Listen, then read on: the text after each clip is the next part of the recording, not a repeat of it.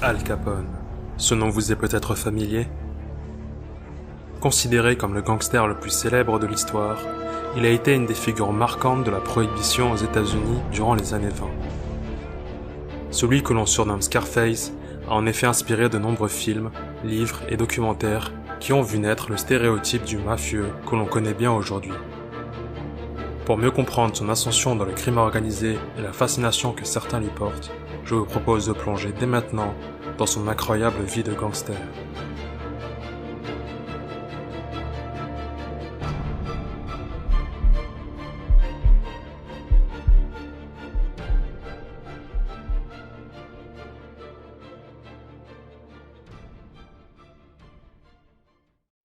Al Capone, de son vrai nom Alphonse Gabriel Capone, est né à New York dans le quartier de Brooklyn en 1899.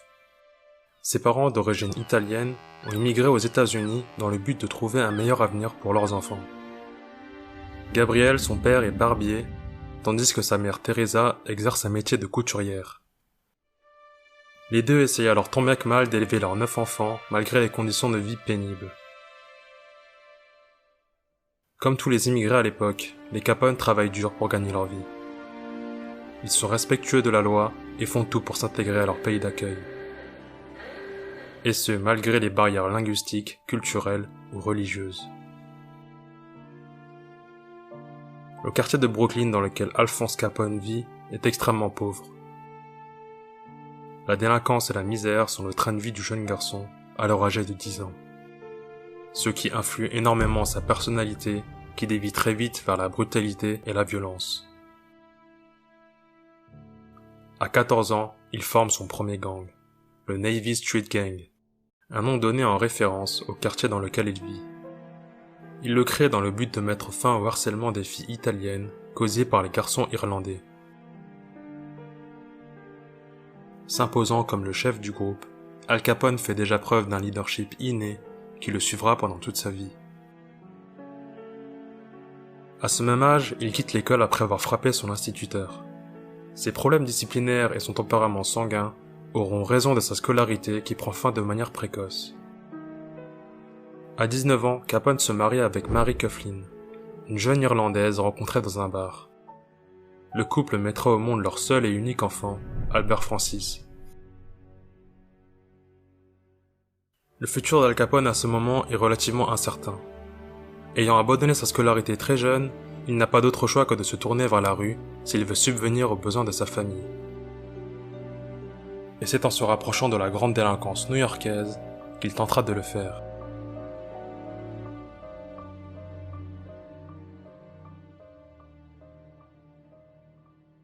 C'est en fréquentant les bars new-yorkais qu'il commence à rencontrer de grands noms mafieux, faisant ainsi ses premiers pas dans le crime organisé. Là-bas, Capone réussit à entrer dans un nouveau gang. Un gang comptant notamment plusieurs gangsters notoires tels que Johnny Torrio, Frankie Yell ou Lucky Luciano. Avec eux, Capone fait ses classes et entame dès lors son ascension dans la pègre new-yorkaise. Il entamera son ascension avec Frankie Yell. Ce dernier le prend sous son aile et l'embauche dans son établissement faisant à la fois bar et maison close, le Harvard Inn. Là-bas, le travail d'Al Capone consiste à collecter l'argent des mauvais payeurs en les intimidant par la force si nécessaire, et contrôler la rentrée d'argent des prostituées afin d'éviter les détournements. D'ailleurs, ce bar n'a pas la réputation d'être très accueillant. Les bagarres et les tueries y sont en effet monnaie courante. Et Capone, en baignant dans cette atmosphère, va alors participer à l'une d'entre elles, faisant bientôt sa légende, avec un surnom qui le suivra pendant toute sa vie.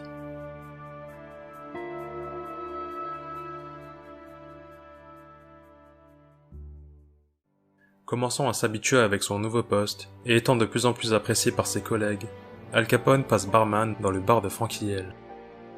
C'est à cette période qu'il recevra sa fameuse cicatrice et son surnom qui le suivra pour toujours, Scarface. Selon les rumeurs, Al Capone ayant repéré une fille ce soir-là, l'aurait courtisée et chuchoté des propos désagréables à l'oreille. N'ayant pas du tout apprécié les propos entendus, la fille aurait catégoriquement refusé ses avances et serait allée se plaindre chez son frère, un gangster nommé Frank Galluccio.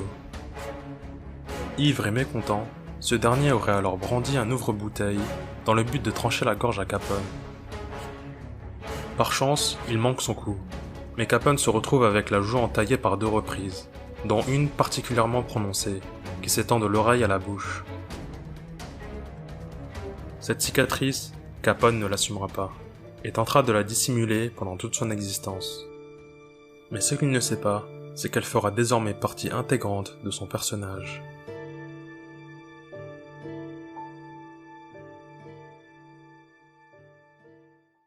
Difficile à croire, mais Al Capone a bien failli ne jamais être le gangster iconique que l'on connaît aujourd'hui. Depuis son mariage avec Mary Coughlin, il semble changer de direction. L'envie de trouver un emploi honnête et respectable se fait de plus en plus ressentir pour mettre à l'abri sa famille. Ce sera chose faite quand il quittera le bar de Frankie Yale pour déménager à Baltimore. Là-bas, il réussit à trouver un travail qui lui permet de développer de nombreuses compétences de comptabilité. Des compétences qui lui serviront énormément durant la prohibition au moment de gérer ses millions de dollars. Hélas, ce train de vie ordinaire ne dure pas longtemps. Le 14 novembre 1920, son père Gabriel décède d'une crise cardiaque, l'obligeant à revenir à Brooklyn et à ses fréquentations délinquantes. Capone remet donc un pied dans le crime organisé, et cette fois-ci, ce sera pour de bon.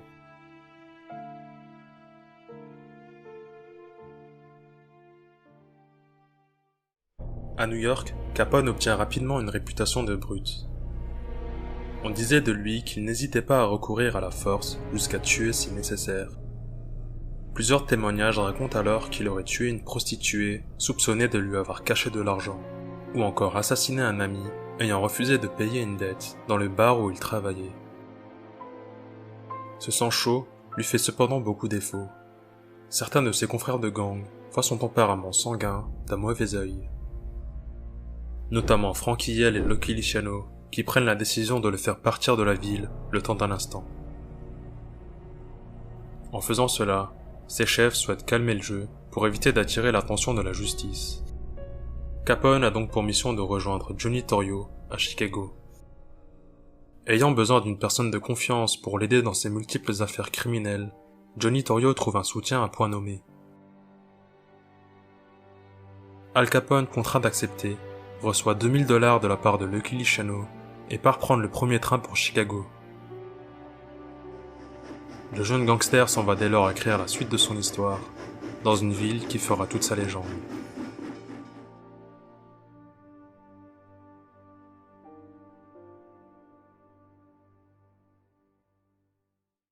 Nous sommes désormais en 1921, en pleine prohibition.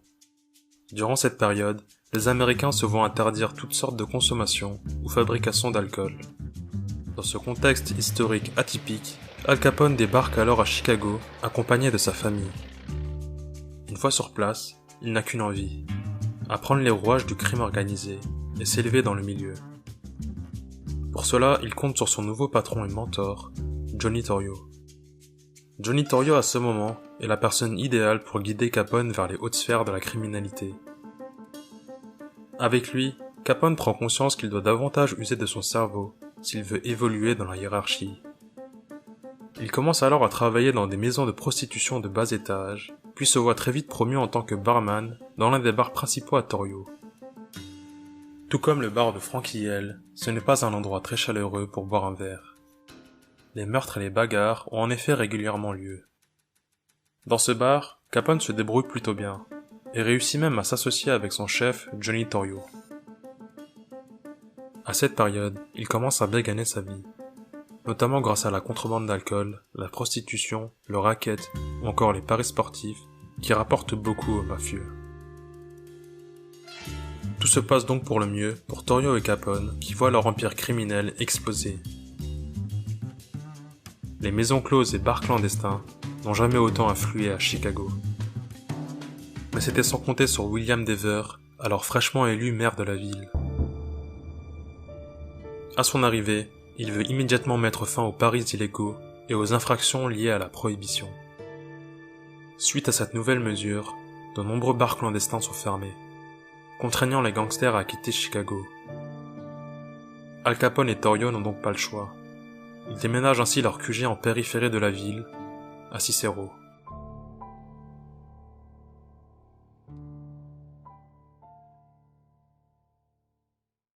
Arrivé à Cicero, Johnny Torrio, le chef de gang dans lequel Al Capone fait partie, souhaite faire de la ville une zone propice au trafic d'alcool et aux paris sportifs clandestins.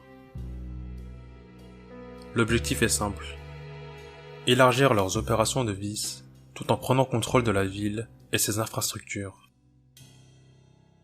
Mais pour cela, il faut absolument que le républicain Joseph Klena remporte les élections à venir. Sans ça, les mafieux verront leurs activités criminelles perturbées. La prise de Cicero est donc lancée. Les gangsters doivent faire en sorte de pencher la balance du côté de leur candidat. Pour mener à bien cette mission, Al Capone amène deux de ses frères, Frank et Ralph Capone. 31 mars 1924, jour d'élection. Les gangsters usent des poings et des armes pour intimider les électeurs. Ces derniers sont escortés jusqu'aux urnes afin de vérifier si leurs enveloppes contiennent bien le nom du candidat, Joseph Klena. Sous le choc, les habitants de Cicero sont contraints d'obéir aux gangsters au risque de se faire abattre sur le champ. Très vite consternés par la situation qui les dépasse, les honnêtes électeurs cherchent de l'aide auprès du juge Edmund Jarkey. Ce dernier, après avoir pris connaissance du problème, envoie immédiatement 70 policiers habillés en civil dans la ville de Cicero. Mêlés dans la foule, les policiers se ruent vers les émeutes qui sévissent désormais. À peine descendus de leur véhicule banalisé, qu'ils aperçoivent Frank Capone tenter de sortir une arme de sa poche. Croyant à une descente de bande rivale, le frère aîné d'Al Capone se prépare au pire. Mais suite à ce geste, les policiers ne réfléchissent pas et l'abattent de sang-froid. Frank Capone est alors criblé de balles jusqu'à que les chargeurs soient vidés. Sa mort est particulièrement brutale et immédiate. Après ce tragique incident, le chaos régnera toujours à Cicero, et ce jusqu'à la fermeture des votes. Heureusement pour Capone et Torrio, leurs efforts n'auront pas été vains. Leur candidat Joseph Klena a été réélu, signifiant donc la poursuite de leur expansion criminelle. Cette victoire a toutefois un goût amer pour Capone, qui voit son frère Frank éliminé durant la bataille. Très affecté par cette perte, Capone aura beaucoup de mal à s'en remettre.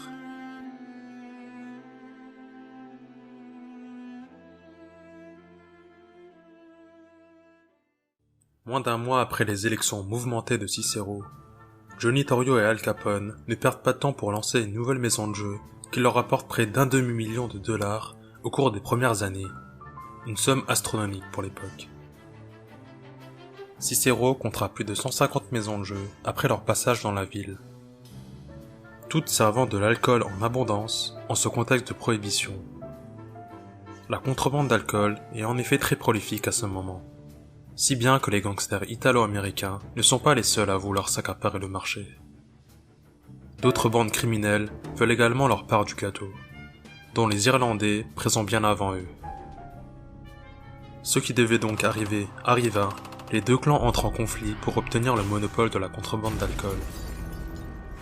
Cette rivalité, qui sera pour le moins sanglante, opposera pendant toute la durée de la prohibition gangsters italiens et irlandais. Le camp irlandais dirigé par Dean O'Banion s'attaque aux Italiens qui ont alors une bonne partie du trafic d'alcool. Leur objectif est clair. Il faut à tout prix éliminer leur boss, Johnny Torrio. C'est d'ailleurs ce qu'ils feront sans scrupule, en menant quelque temps plus tard une descente pour l'assassiner. Malheureusement pour les Irlandais, la tentative rate, offrant ainsi à Torrio la possibilité de se venger.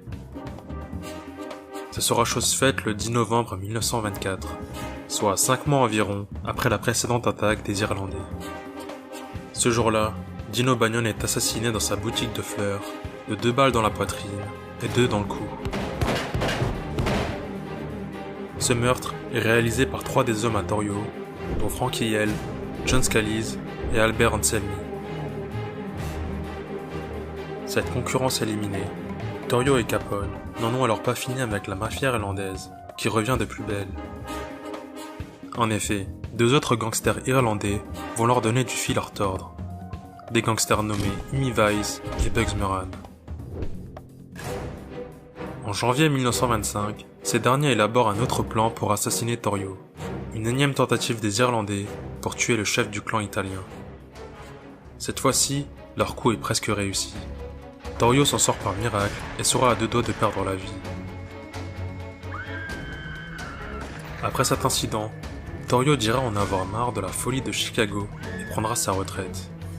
Il laisse donc les rênes à Capone, qui est désormais à la tête des opérations. Aussi bizarre que cela puisse paraître, aucune vengeance n'est orchestrée par Capone suite à cette tentative de meurtre. Cela s'explique par le fait que Capone est également occupé par une autre guerre de gang. Celle qui le confronte avec les Genaz, une redoutable famille mafieuse sicilienne qui lui cause beaucoup de tort. Toutefois, Scarface ne peut se permettre d'ignorer les Irlandais, qui n'ont alors qu'un souhait: venger la mort de Dino Bagnon. Pour répondre à ces représailles, Capone planifie donc leur extermination, en commençant par le premier trouble fait, Imi Vice. Une équipe de 5 tueurs est chargée de réaliser son assassinat. Parmi eux, Frank Nitti, Anthony Accardo, Frank Diamond, Albert Anselmi et John Scalise. 11 octobre 1926. La bande de tueurs prépare l'assassinat en scrutant les déplacements de Imi Vice. Pendant une semaine, ils attendent le moment propice pour l'abattre. Jusqu'au jour où une opportunité se présente. Voyant Imi Vice et 3 de ses gardes du corps sortir de leur boutique, les soldats de Capone le massacrent sans pitié.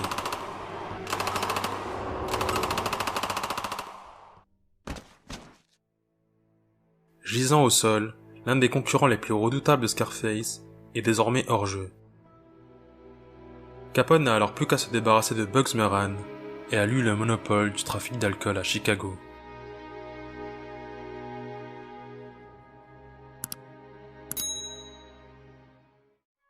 En avril 1927, l'ancien maire de Chicago, William Thompson, est réélu. Cette nouvelle profite à Capone et les siens, qui après 4 ans d'exil, peuvent enfin s'établir dans leur ancien QG. Plus enclin à détourner le regard sur le crime organisé, le nouveau maire permet aux gangsters d'élargir leur zone de pouvoir, sans être inquiétés par la police.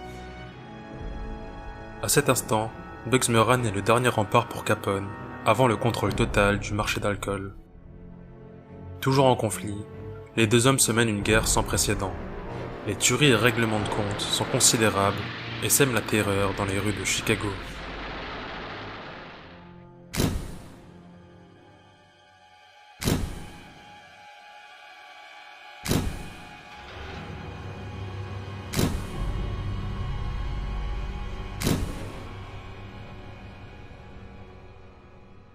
Pour mettre fin à cette guerre, Capone va alors élaborer un plan.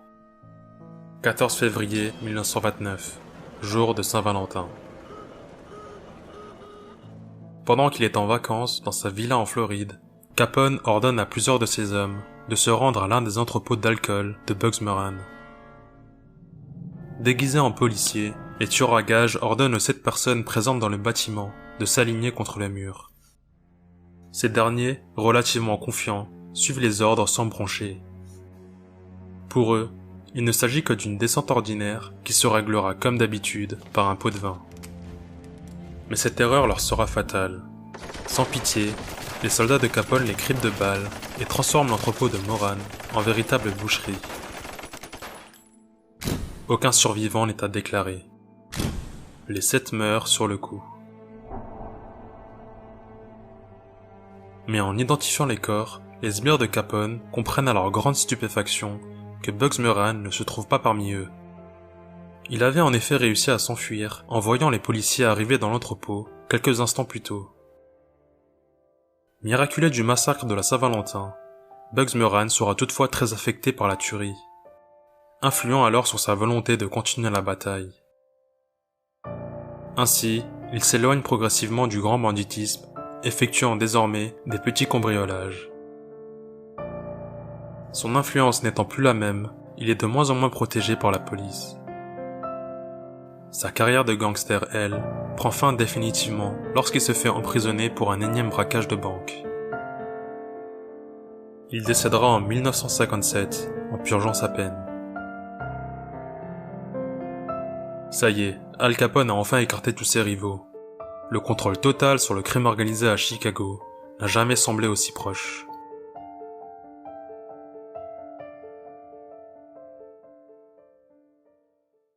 Du 16 au 19 mai 1929 a lieu le premier sommet du crime organisé aux États-Unis. Les plus grands chefs mafieux du pays se réunissent à Atlantic City pour discuter du futur de leurs entreprises. Al Capone s'y rend également, notamment pour garder un œil au cas où l'on tenterait de préparer quelque chose dans son dos. Il est accompagné par plusieurs grands noms de la pègre, tels que Luc Luciano, Meyer Lansky, Frank Costello, Albert Anastasia ou encore Willie Moretti.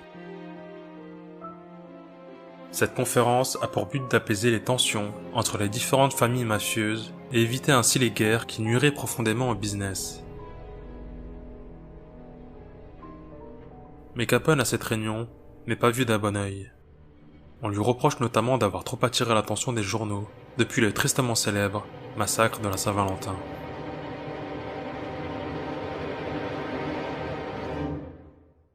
Certains chefs mafieux pensent d'ailleurs qu'il est préférable de s'en débarrasser.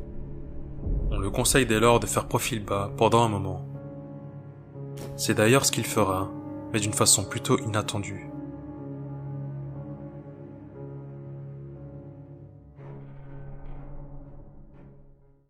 Pour faire profil bas, Al Capone choisit la solution la plus radicale, la prison.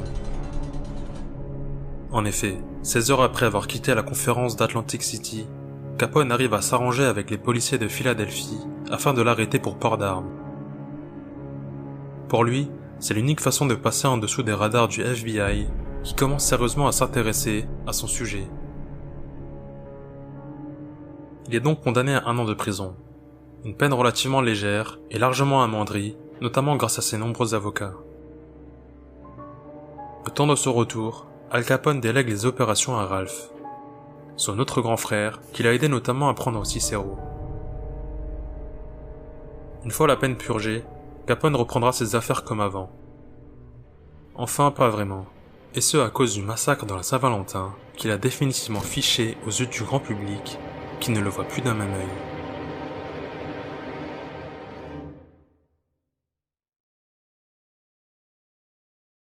Son image, Al Capone va essayer de l'entretenir tant bien que mal. Notamment à travers diverses sorties médiatiques où on le voit s'adonner à ses loisirs. En effet, le parrain de Chicago était un grand fan de sport. Il adorait assister à de grands événements sportifs tels que des combats de boxe, des matchs de baseball, des courses de chevaux ou encore des courses de chiens. À ces manifestations sportives, il n'était pas rare de le voir accompagné de politiciens qui n'avaient alors aucune honte à s'afficher avec lui. Durant son temps libre, Capone assistait également à des pièces de théâtre ou d'opéra. La musique, le jazz, le poker ou encore la natation seront ses autres passe-temps. S'exposer devant les médias était ce qu'il faisait de mieux.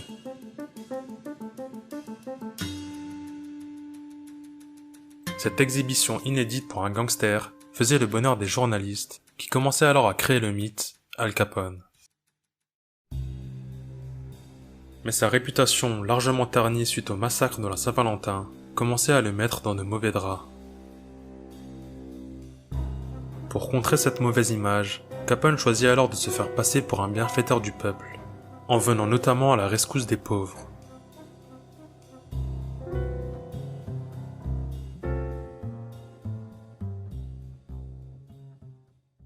Préoccupé par son image et toujours dans les radars du gouvernement qui veut se débarrasser du crime organisé à Chicago, Capone tente le tout pour le tout.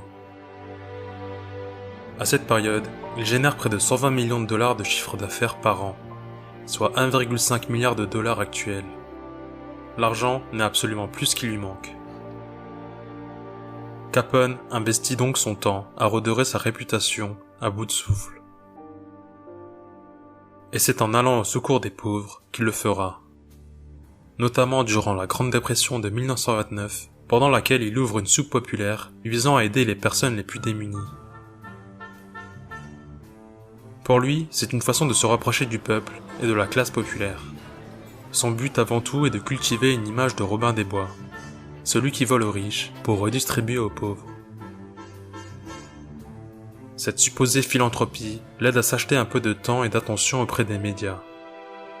Bien que cela ne dure pas très longtemps. Les ennuis judiciaires vont en effet très vite le rattraper.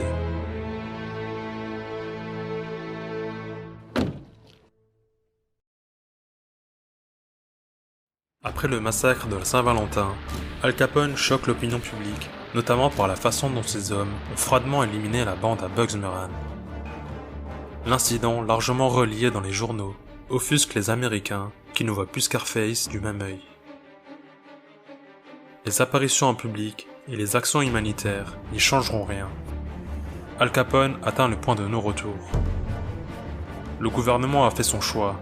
Il veut faire tomber Capone, qui devient alors ennemi public numéro 1. Faire chuter le parrain de Chicago s'avère toutefois compliqué. Capone, à l'apogée de son règne, est tellement influent que la loi elle-même ne peut rien faire face à lui. Et pour dire, à cette période, son armée de soldats est plus puissante que la police de Chicago et les autorités du comté réunies.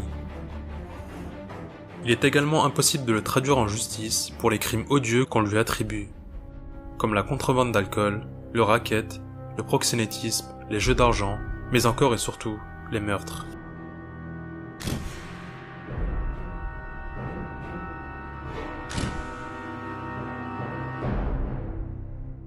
À cette période, toute l'Amérique est persuadée que Capone est un criminel, mais personne n'est capable de le prouver. Même le très populaire Eliot Ness, un agent chargé de faire respecter la prohibition à l'époque, n'arrive pas à trouver les preuves pour coincer Capone. Son équipe Les Incorruptibles, rendue célèbre par un film du même nom, ne fait que contrarier très légèrement les opérations du gangster. Le gouvernement et les FBI n'ont donc plus le choix. Il faut impérativement trouver une autre solution.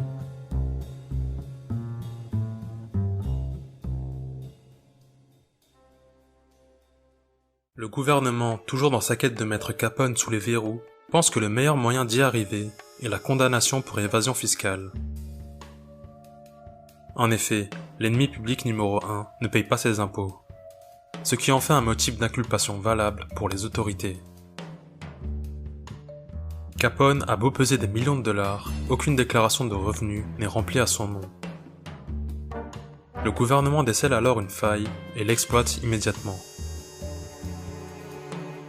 Une équipe d'agents du département du Trésor se charge de trouver les preuves pour faire tomber le gangster. En 1931, elle est trouvée par un comptable du nom de Frank Wilson. Ce dernier prouve l'existence d'un des revenus du parrain. Ce revenu provient d'un registre de jeux d'argent dans lequel le nom d'Al Capone apparaît. L'heure de Capone est alors bientôt arrivée. La traduction en justice n'est plus loin. Le 5 juin 1931, il est donc mis en examen pour fraude fiscale. Le 6 octobre 1931, son procès commence au tribunal fédéral de Chicago. Ce dernier prend une ampleur internationale avec des médias du monde entier qui couvrent l'événement, alors inédit à cette époque. Un procès opposant l'ensemble des États-Unis à un seul gangster, du jamais vu. À ce procès, Capone n'est pas plus inquiété que ça. Il pense s'en tirer avec 2 ans de prison maximum s'il plaide coupable devant les juges. Mais à peine les jurés sélectionnés, Capone, comme à son habitude, tente de les soudoyer. Sauf que cela ne marche pas comme prévu.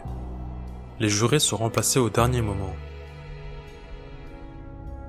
À partir de cet instant, le procès prend une toute autre tournure.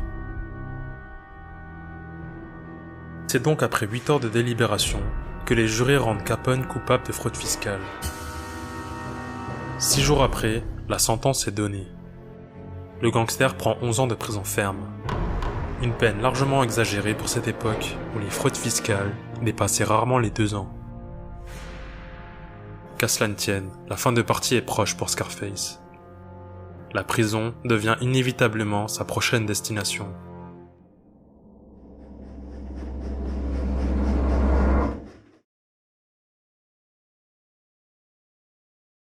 Al Capone est donc transféré à la prison du comté de Cook. Son séjour là-bas est relativement confortable et agréable, notamment grâce aux nombreux contacts qu'il utilise à son avantage. Il dispose ainsi d'une cellule privée composée d'une douche, un accès au téléphone et même un moyen de faire des transferts d'argent à distance. Ses hommes de main et amis politiciens peuvent même lui rendre visite quand ils le souhaitent. À ce moment, tout semble aller pour le mieux pour Scarface qui coule des jours tranquilles en prison. Mais c'était sans compter sur la maladie qui va commencer à ravager son état de santé mentale. Les médecins lui diagnostiquent une syphilis, une infection sexuellement transmissible, probablement contractée lors d'un rapport avec une prostituée durant sa jeunesse. Cette maladie lui fera perdre gros, et notamment son emprise sur son empire criminel. Nombreux seront en effet ses associés qui l'ignoreront ou l'abandonneront à cet instant. Et rien n'ira en s'arrangeant lorsqu'il apprendra son transfert au pénitencier d'Atlanta, une prison bien plus stricte dans laquelle aucune forme de corruption n'est possible. Le doux confort de sa précédente cellule prend donc fin. À 33 ans, sa santé va continuer à se dégrader, avec une syphilis qui atteint le stade tertiaire. Ainsi, la démence commence progressivement à l'atteindre. Pourtant, son cauchemar n'est pas fini. En août 1934, il est envoyé à une autre prison. La prison fédérale d'Alcatraz, une ville pénitentiaire près de San Francisco, fraîchement créée par le gouvernement qui a pour but de contenir les criminels les plus dangereux du pays. Là-bas, les visites sont limitées à 1 par mois. Les contacts physiques sont formellement interdits avec les visiteurs. La radio, les journaux et la lecture ne sont pas autorisés. Travailler au sein de la prison est un privilège et non un droit. Les condamnés sont isolés dans des cellules exiguës, avec impossibilité d'échanger avec les autres détenus. Et pour couronner le tout, aucune échappatoire n'est possible. Capone n'a donc pas le choix. Il doit continuer à purger sa peine dans cette prison ultra stricte. Mais la maladie va le faire sortir plus vite que prévu. Prenant de plus en plus d'ampleur, elle oblige les médecins à transférer Capone dans un hôpital. Son état piteux le fera donc définitivement quitter la prison d'Alcatraz. Scarface passera ainsi ses dernières années dans sa villa en Floride, entouré de sa famille. À cet instant, Capone n'est plus que l'ombre de lui-même. Son tempérament, proche de celui d'un enfant de 12 ans, le fera confondre sans cesse fantaisie et réalité. Le 25 janvier 1947, Alphonse Gabriel Capone, dit Scarface, meurt finalement d'une crise cardiaque, alors âgé de 48 ans.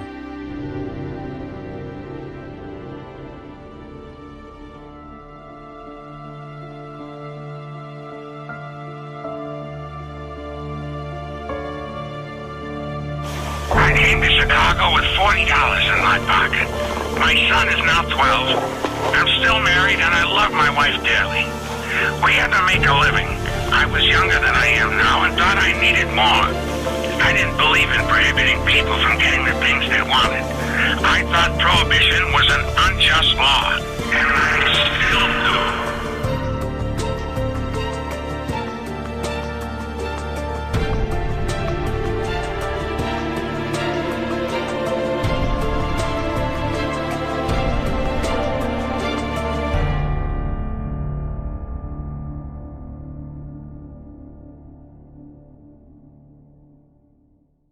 Que donc retenir de la vie d'Al Capone? Passant des quartiers défavorisés de Brooklyn à une vie de gangster opulente, il aurait vécu son rêve américain d'une manière certes non conventionnelle. Doté d'une fortune considérable, estimée à plus d'1 milliard de dollars à l'apogée de son règne, il aura été sans aucun doute l'un des gangsters les plus riches de l'histoire. Cette fortune, il la doit bien évidemment au contexte politique de son époque, notamment la prohibition qui a été en quelque sorte son tremplin pour développer son empire criminel. Étant perçu comme le gangster le plus dangereux et influent de l'histoire des États-Unis, il ne le fut en réalité que dans sa ville, Chicago. Pour ses confrères du crime organisé du reste du pays, il n'était qu'un chef de pègre parmi tant d'autres, qui d'ailleurs n'était pas souvent vu d'un très bon œil. En témoigne son rappel à l'ordre à la conférence d'Atlantic City suite au massacre de la Saint-Valentin. Mais quoi qu'il en soit, dans l'imaginaire collectif, Scarface est et restera le symbole du gangster des années 20. Son héritage culturel, lui, ne cessera de continuer, que ce soit à travers des films, séries ou documentaires.